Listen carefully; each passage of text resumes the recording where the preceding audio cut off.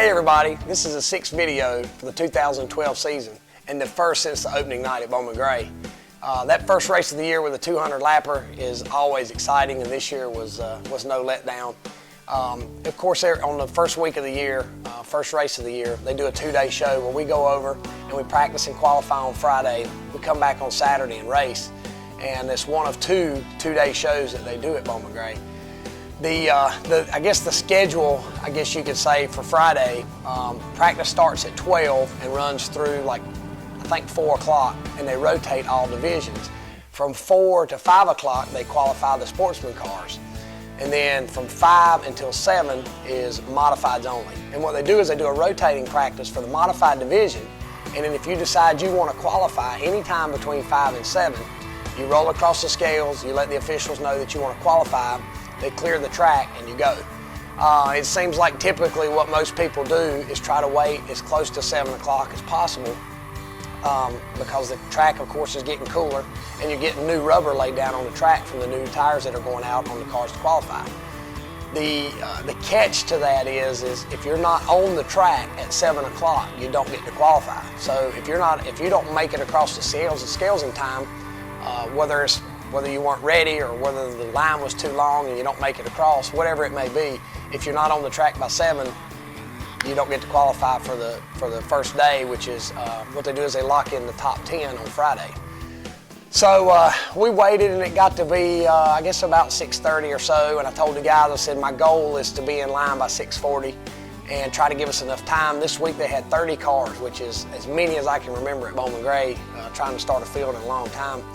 So about 6:30 or so, we got our new tires on, and we made our adjustments that we thought we needed to make.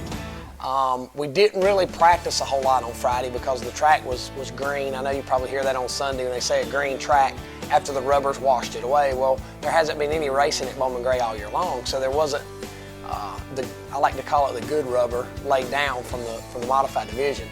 The sportsman division and the other divisions they have over there run a different tire than what we run, and the rubbers don't match very well. So you want to try to wait as late as you can so that all the modifieds that are going out on new tires are laying good rubber down. So as we kind of waited and played it out as long as possible. I was kind of waiting to see if some of the cars I knew that were fast, see when they were going to go out. And we got in line. I'm going to say we hit the track probably quarter till, maybe 10 till 7.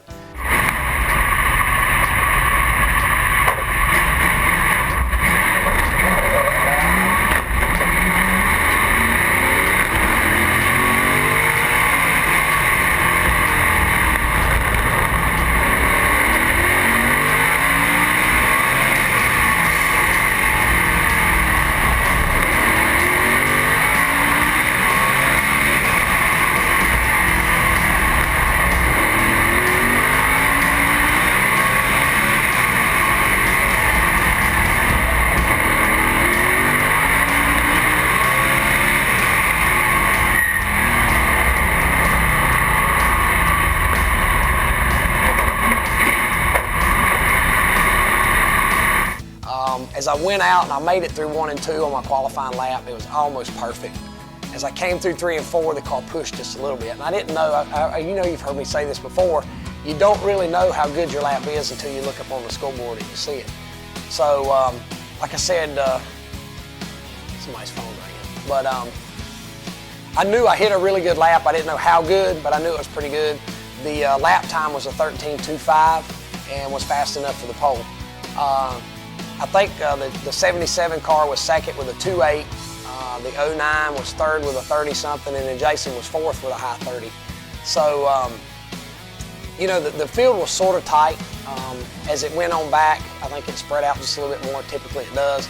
But that was really a lot faster than I thought we could run with the track conditions the way they were. But, you know, this is my stadium car that I'm sitting on, and when we stripped this car down this winter, I took it all apart and bolted it all back together just like it went. I didn't have to go through any of the front geometry or any of that kind of stuff because I put it back together just the way it came apart. So, you know, like I've said before, earlier this year, it's the same car, same motor, same parts, and hopefully same results. And so far, by sitting on the pole, you know, our results were headed in the right direction. So they locked in the top 10. We came back on Saturday, and when they do the second day on Saturday, it's basically just like a regular Saturday afternoon at this point. What they do is 11 through, I guess 27 was how many cars they were going to start. 11 through 27, if you were in that group, you could either stand on your time or requalify the next day. Well, when we were there on Friday, it was probably close to 80 degrees. When we came back on Saturday, it was in the mid-50s. So some cars opted to requalify, some cars didn't. That being said, that set the field at 27 cars, which somebody made the comment to me on Friday night and said, well, you got the pole, that's great, you'll be in the front and hopefully you'll stay out of trouble. Well, with that many cars, you're basically catching the lap cars within 15 or 20 laps of the race, so that's basically like you being in the back of the field. So that was my main concern, was catching the lap traffic and having to deal with the lap traffic. So the race got started and I got the lead on the 77 car. We ran for a little while, we had some cautions, and I think the first restart I beat the 77, then the second restart we had, the 77 went to the outside, and he actually cleared me and got the lead from me. It wasn't a big concern to me at this point because I knew that we weren't really pushing the car very hard. Last year we came in and put tires on. This year it was one of those deals where if you're leading the race or even if you're running second, it's hard to justify coming in and putting tires on when you're in the front of the field. So we got running and he beat me. The next restart I went to the outside and I beat him back. And I think we had several restarts, maybe 3 or 4 restarts where we jockeyed back and forth, and where he would beat me and I would beat him, and we just kept going. And the 77 was probably running a little bit faster pace and running his car a little bit harder than I wanted to run. So at one time I even thought that, once he got in front of me, that it wasn't that bad of a deal because that way he could go ahead and run the pace he wanted to run and I could ride and save my tires as much as I wanted. We got running there towards the end and we had a restart where he was leading, I was on the outside. I think there may have been about 60 laps to go. And we go into turn 1 and the track was at this point was incredibly slick. And the fact that we were getting beat off the inside meant turn 4 was really slick up off the bottom. So we went into turn 1 and it was 77 and me and Jason in the 69.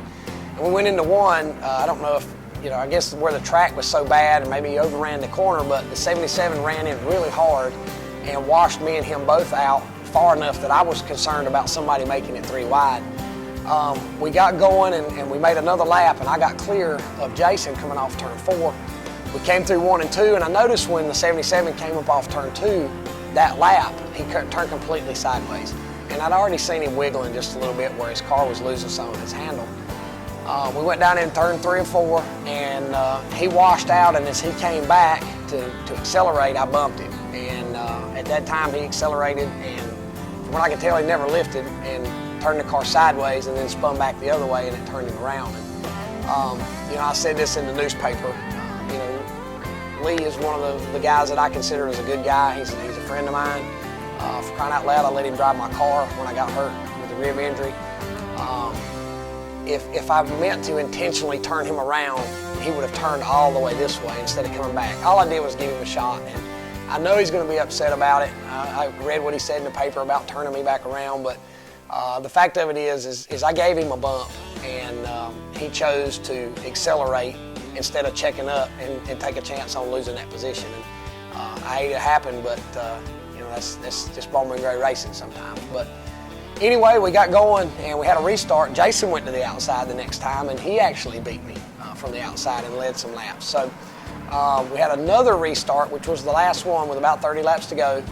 And I went to the outside of Jason, and from there I was able to get the lead, and we held it from there. There was a critical part in the race there when the 83 and the 59 and a lot of those guys had come in and put tires on, and I was running second to the 77 at the time, and I told the guys on the radio, I said, have some tires ready because we may come in and put tires on depending on how good they were after they put them on. After I got in the lead and we got going, and there was about 15 to go, that was the hardest I ran all night, was pushing my car to try to make sure that the 59 and 83 didn't catch me with the new tires. We didn't have another caution from there, which was what I was hoping for, but on the other hand, I caught the tail end of the field and had to deal with some lap traffic. But long story short, don't know how many laps we led, but we led the last one, and we were able to win the first race of the year again, just like we did last year. It was the Hayes Jewelers 200. Bruce and Zach Hayes, stepped up and sponsored this race this year. They had a beautiful trophy. I'm sure you'll see some shots of it in our video. But it was, like I said, it was very exciting. The night was just filled with drama. The inside, the outside, the passing on the restarts and all that stuff just made it for a really exciting night. But thanks to all the fans that came out. We sold tons of souvenirs. We had 3 different t-shirts and 2 different hats that we debuted Saturday night, and got a lot of compliments from the fans how much they loved them. So thanks to everybody that made this win possible for us. Adams Towing, like I said, they stepped up and sponsored us for this first race.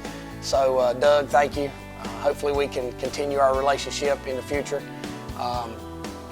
As you can see behind me, a lot of these contingency sponsors that help with product and all that kind of stuff.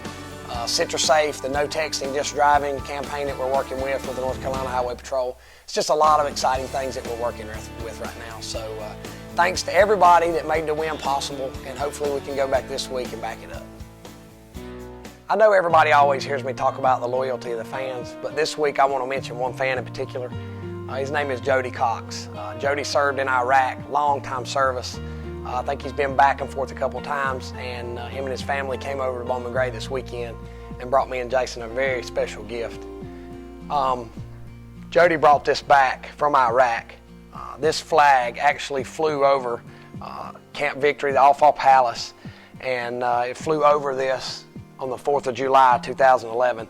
And, for him to come home and make this frame and give this to us shows, how much hopefully we helped him get through his hard times, and maybe the fact that we touched his life while he was trying to fight for our country. So, I wouldn't be doing justice if I didn't mention this. I think Jason mentioned it in his video, but that's something you can't buy. It's something that is a once-in-a-lifetime thing, and we will definitely cherish this, and we always try to support the troops all we can, but this is pretty special. So Jody, thank you and God bless you.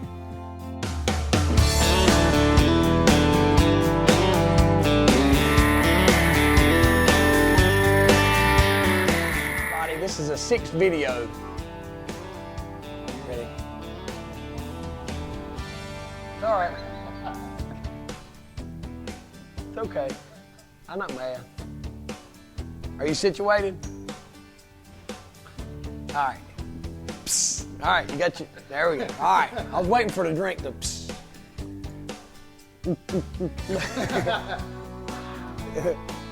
Yeah. All right, now we're ready. You know what kind of atmosphere it is over there, and it just makes my experience even more. I don't like that. Sorry. Dang. I'm gonna skip that whole. I'm not even gonna get into all that. I was gonna say, where are you gonna stop me talking? Bowman Gray started, so has the trivia. This past Saturday night's not the first time I've won the opening race, the 200 lapper at the stadium. If you can tell me how many times I've won the opening race, you'll win a free t-shirt. You have to post your answers on my Facebook page by the drop of the green flag of this Saturday night's race. Send in your answers, and good luck.